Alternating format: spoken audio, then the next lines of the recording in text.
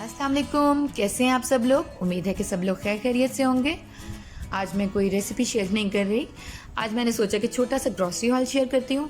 काफ़ी अर्से के बाद मैं गई थी ग्रॉसरी लेने के लिए खुद से, तो सोचा कि साथ में वीडियो भी शेयर कर देते हैं, हॉल बना लेती हूँ और सब लोगों के साथ शेयर करती हूँ कि कैसा रहा एक्सपीरियंस इतने अरसे के बाद ग्रॉसरी लेने का। तो कुछ चीज़ें ली थी मैंने, कुछ पहले मंगवा चुकी थी। और ये ऑल पर्पस क्रीम के 3 पैक्स लिए थे मैंने। और डिपिट की मैंने बफेलो सॉस ली थी, ये मैंने पहले ट्राई नहीं की, तो लग रहा है कि वैसे अच्छी होगी क्योंकि इनकी बाकी सारी डिप्स बहुत अच्छी थी। और सोया सॉस ली थी।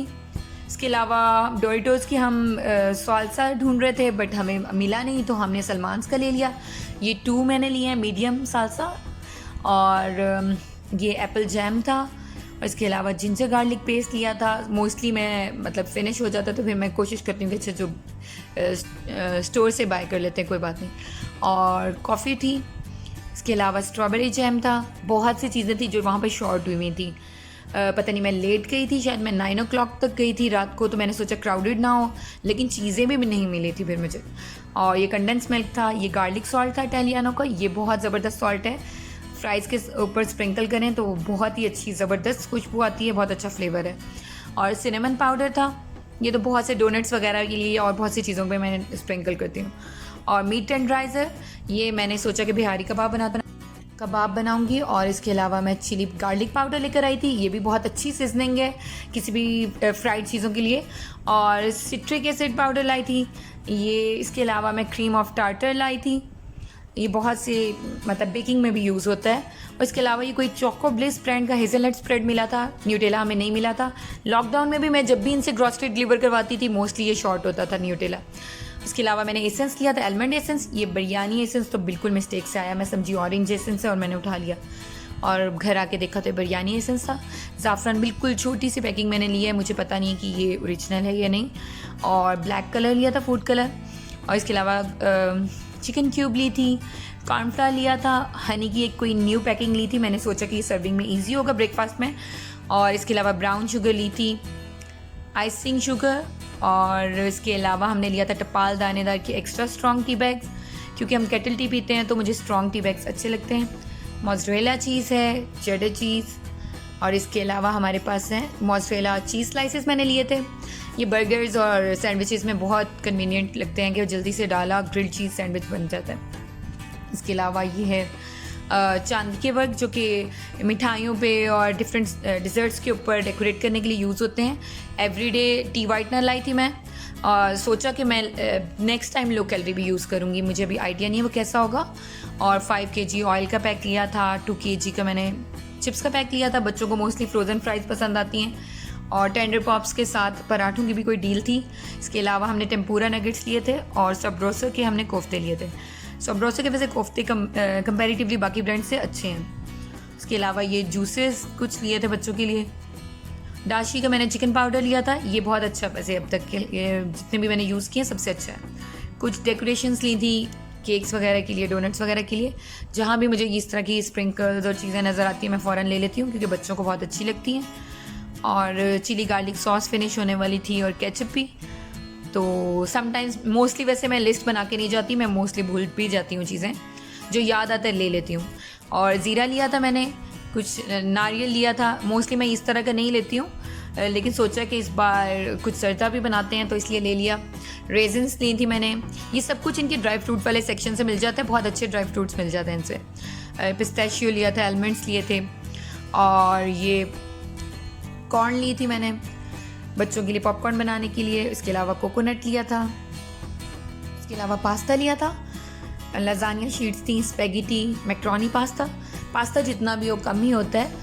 और इसके अलावा मैंने क्रेव की डार्क चॉकलेट ली थी। ये अब तक जितने भी ब्रांड्स यूज़ किए हैं कुकिंग चॉकलेट के, उनमें ये सबसे बेटर थी क्रेव चॉकलेट। और इसके अलावा कोकोनट पाउडर था, मिल्क पाउडर और कैपुचिनो।